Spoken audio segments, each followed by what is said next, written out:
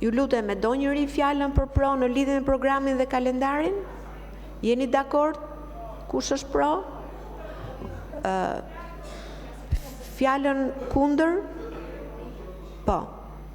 Zonja Zhupa, keni fjalën.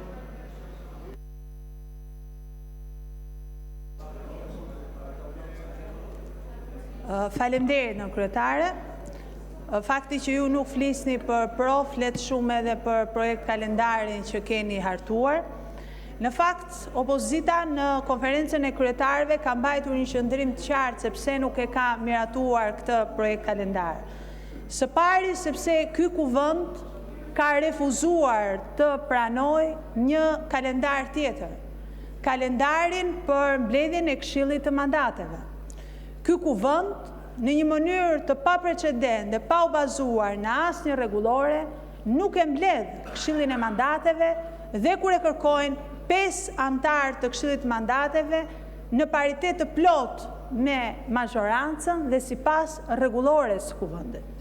Nuk e mbledh atë as kur e thret vetë kryetari i kuvendit, njofton datën 28 janar dhe më pas e shuan një vendim me një SMS, në cilin parlament një vendim, një urdhër i shpallur, një mbledhje e thirrur shuhet me një SMS, në cilin parlament kur 5 antar të Këshillit të Mandateve kërkojnë sipas rregullores dhe depozitojnë kërkesë për të futur një mbledhje e Këshillit të Mandateve, për të shqyrtuar kërkesën e SPAK-ut për imunitetin e zëvendës kryeministres, kuvendi nuk e zbaton. Kjo duhet ishte çështja themelore e kuvendit. Alibia e Partisë Socialiste se me demek po presin gjykatën kushtetuese, a thua se ne në gjykatë kushtetuese kemi çështjen e imunitetit të një deputete, tregon qartësisht që është thjesht përdorja e parlamentit si një mbrojtëse për interesat e qeverisë. Në gjykatën kushtetuese, të nderuar koleg, nëse ju kanë gënjyer, nuk ka asnjë çështje që gjykon imunitetin e një deputeti. Në gjykatën kushtetuese nuk ka asnjë çështje që lidhet nëse duhet japi autorizim apo jo kuvendi për imunitetin e një deputeti. Në gjykatën kushtetuese ka një çështje për një antar të Këshillit të Ministrave, për funksionet e veta si antare e Këshillit të Ministrave, si zëvendës kryeministre dhe si ministre.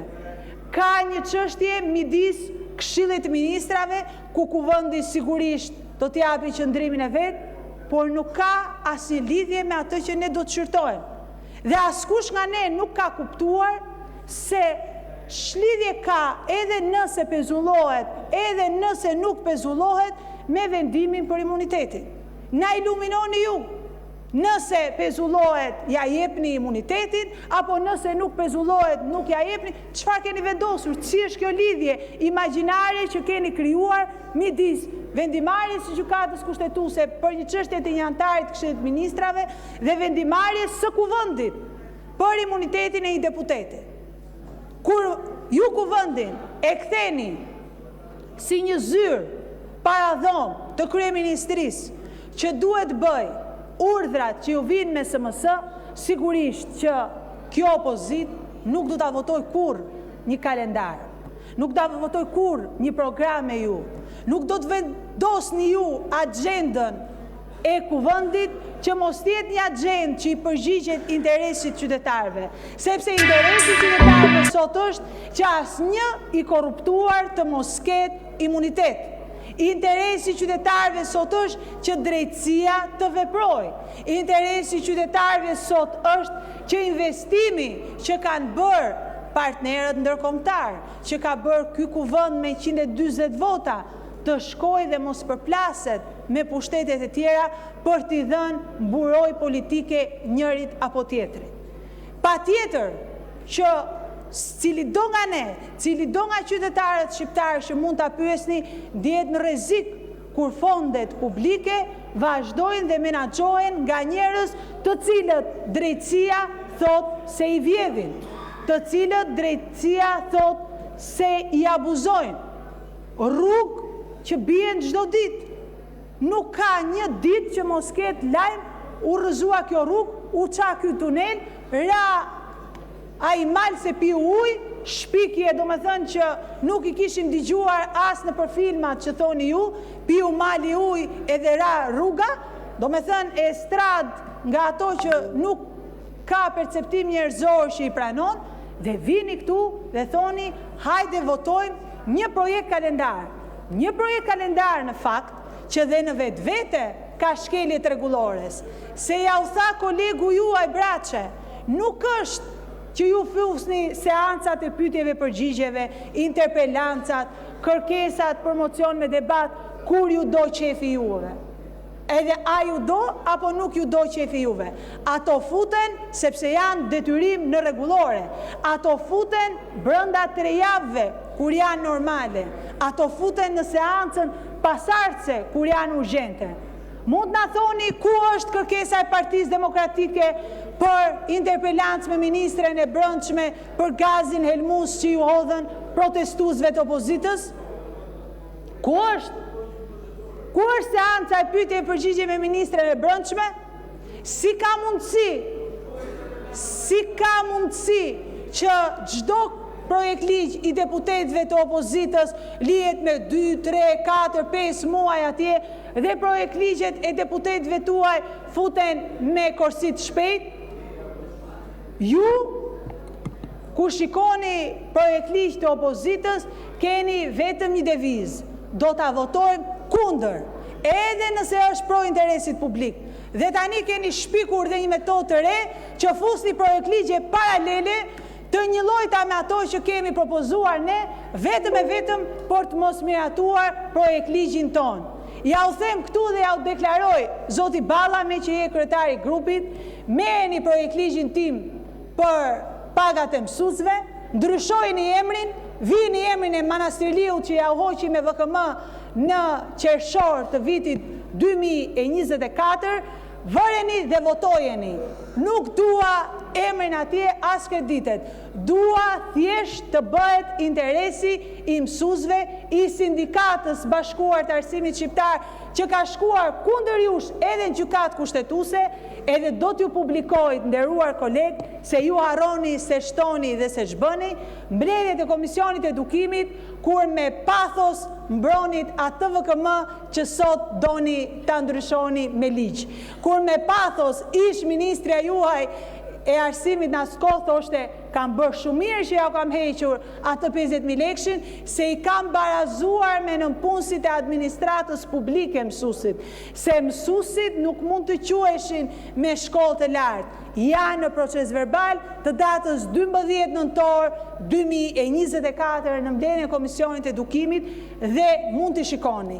Mua vjen mirë që do ta fitojnë betejën mësuesët, por më vjen keq që ky parlament përdoret gjithmonë dhe vetëm për interesa të mazhorancës, përdoret gjithmonë dhe vetëm duke pasur 2 korsi, një korsi për qeveritë dhe për deputetët e mazhorancës dhe një korsi e cila harrohet, e cila ngelet në zyrtarët e kuvendit, e cila votohet gjithmonë kundër, a thua se do të humni ndonjë kredit madh politik po votuat pro, sepse keni frikë të pranoni që opozita qëndron në interes qytetarëve. Dhe ajo, në fakt, që do duhet bëj ky kuvend, do duhet të ndjeki interesin më të lartë qytetarëve, të mbledhi me njëherë këshillin e mandateve, të mbledhi pavonesë dhe të shqyrtoj dhe të japi miratim për heqjen e imunitetit të zëvendës kryeministres në mënyrë të tillë që drejtësia të veprojë, në mënyrë të tillë që provat mos prishen, në mënyrë të tillë që askush të mos vazhdojë të abuzojë me fondet dhe me interesin publik të qytetarëve shqiptar. Ky është interesi më i lartë i qytetarëve shqiptar.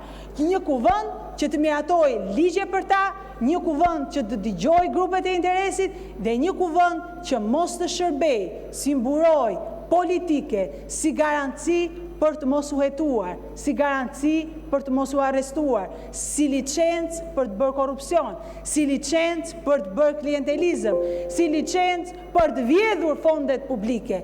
Ky është një kuvend që nuk i shërben qytetarëve dhe ndaj qytetarët do t'ju përgjigjen në shesh. Ndaj qytetarët në 10 shkurt do t'jen atje, si sot java, ditën e martë, për të protestuar edhe kundër këtij parlamenti që shërben si mburoj politike për të korruptuarit e qeverisë. Shumë faleminderit. Të nderuar koleg, për të shfrytzuar rregulloren dhe për të mbajtur një fjalim politik, ju lutem shumë. Nuk është e drejtë edhe për në shfrytëzim të kohës. Në fakt, zonja Zhupa,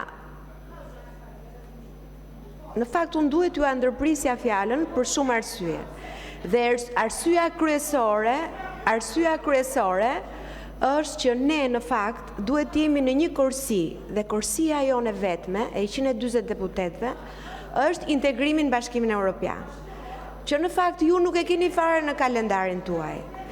Dhe do t'ju thoja që nuk është fare e drejtë që ju të shfrytëzoni 10 minuta kohë të rregullores për kalendarin dhe mos t'jepni asnjë opinionin tuaj në lidhje me atë program dhe kalendar që ka lidhje vetëm me procedurën e përshpejtuar për të punuar më fort për integrimin në Bashkimin Evropian.